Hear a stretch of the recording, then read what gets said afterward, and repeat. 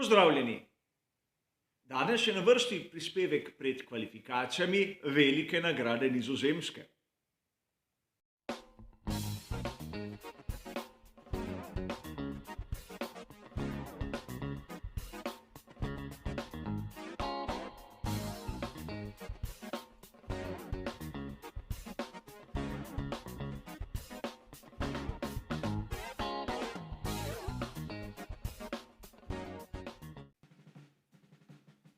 Kot običajno začenjamo prispevek pred kvalifikacijami vsemi tistimi tehničnimi novostmi ter seveda zanimivostmi. Tu na veliki nagradi Nizozemske ni za pričakovati kakšnih revolucionarnih sprememb. Namreč treba je najprej poudariti, da gre za drugo izmed treh dirk, ki se bodo zgodile v treh zaporednih vikendih.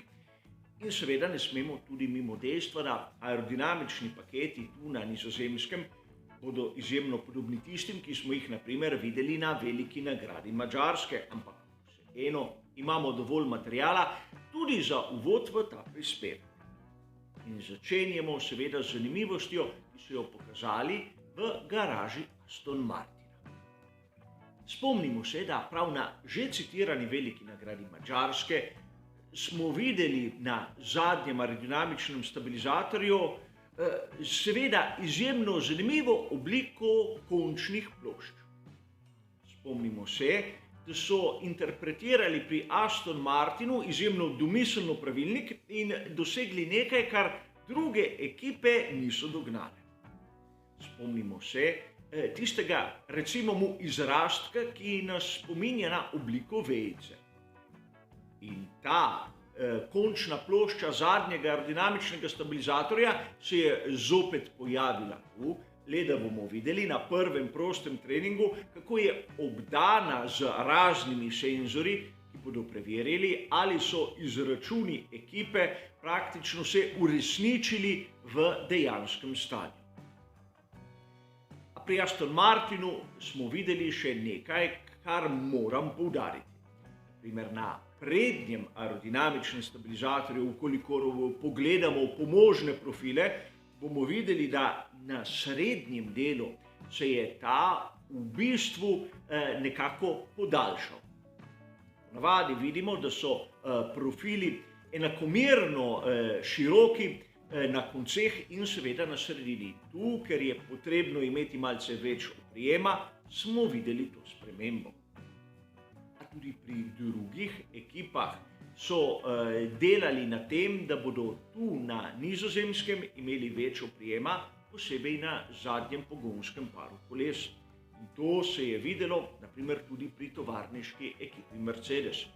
Kolikor pogledamo to fotografijo, kjer vidimo njihov glavni profil na zadnjem stabilizatorju, bomo opazili, da za razliko od tiste recimo i enojne konkavne oblike imamo tu že dvojno.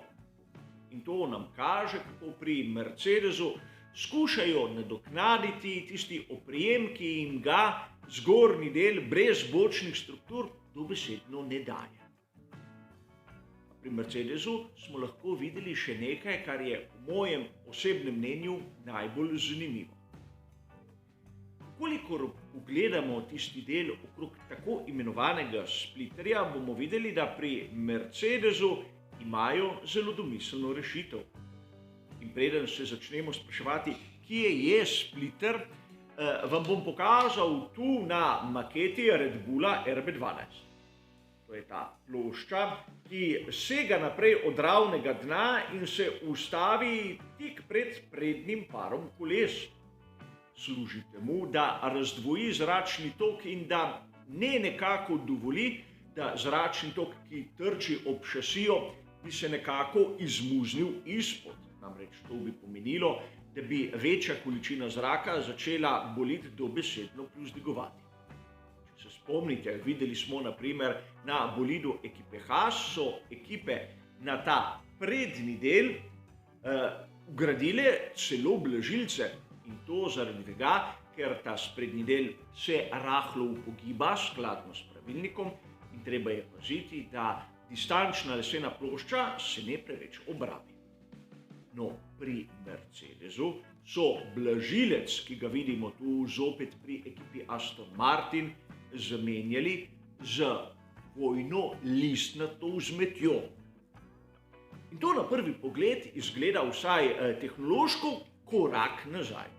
Bistveno bolj enostavna sprememba, ki po mojem mnenju omogoča tudi nižjo maso. Konec koncev, važno je, da deluje. In ukolikor so pri Mercedesu dobili rešitev, ki je bolj enostavna, to hkrati pomeni, da je tudi manjša verjetnost, da bo šlo kaj narobe. Meni osebno je zanimivo to, da so uporabili dvojno listnato vzmet in ne enojne, ki bi bila mogoče debelejša. A to, da nimajo blažilca, je lep dokaz, da tudi pri Mercedesu morda so, kar se tiče mase, bistveno nad tistim minimumom, ki je zaželen. Ukolikor se sprašujete, zakaj so ta poseg opravili prav tu, praktično pod samim vozniškim sedežem, je odgovor enostaven. V bližini se nahaja težišče samega bolida, malce bolj nazaj. A za zaključek še ena zanimivost, ki bo mogoče marsikomu pomagala pri razumevanju same proge v Zandvoortu. Tu imate skico, kako približno menjajo prestave vsi na tej progi na Nizozemskem. Vidimo lahko, da kljub vsemu je večina kroga tam v visokih prestavah, čeprav dobro vemo, da v Formuli 1 so prestavna razmerja fiksna. A preden se bomo spustili v dogajanje prvega in predvsem drugega prostega treninga, še pomembna novica. V času kvalifikacij Formule 2 so objavili, da je odbor za pogodbe pri FIA sprejel odločitev. Oscar Piastri bo naslednji 2 sezoni voznik ekipe McLaren. Končala se je ena izmed najbolj perečih tem, kar se tiče prestopov. Tudi pri ekipi Alpine so odločitev sprejeli in kot kaže, ne bomo videli nobenih tožb iz njihovih strani v smeri svojega sedaj že bivšega voznika. A najprej si je potrebno pogledati, kaj se je zgodilo na prvem prostem treningu, kjer smo kar naenkrat opazili oba Mercedesa tam na vrhu, nato Ferrarija in Red Bullov dobesedno nikjer. Treba je nekako poudariti, da Max Verstappen je imel težave s svojim menjalnikom. In tu seveda gre za tisti material, ki je že napravil svoje, kar se tiče dirk ter seveda kvalifikacije. Gre za iztrošeno enoto, ki je pač namenjena vožnji v prostih treningih. In to, kar smo videli, se lahko zgodi komurkoli. Ne gre za neko okvaro, ki je bistvena in ne bo nobenih kazenskih mest zaradi tega. Perezu smo seveda opazili, da ima težave. Proga v Zandvoortu je izjemno zahtevna. In videli bomo tudi v nadaljevanju, da ni šlo vse tako, kot so si nekateri mislili. Kolikor si pogledamo rezultate drugega prostega treninga, bomo zopet videli, da je tam na vrhu ekipa, ki jo ne bi pričakovali, Ferrari. Vsaj ne po tistem, kar smo videli v Belgiji. In na 3. mestu Lewis Hamilton. Kako je možno, da so tako pri Ferrariju kot pri Mercedesu kar naenkrat tako konkurenčni? Sam vam lahko ponudim moje osebno videnje. Namreč velika nagrada Belgije, velika nagrada Nizozemske ter velika nagrada Italije so 3 dirke, ki nekako zahtevajo 3 popolnoma drugačne pristope k aerodinamični podobi. Na veliki nagradi Italije je izjemno pomembno imeti visoko končno hitrost ter majhen zračni upor.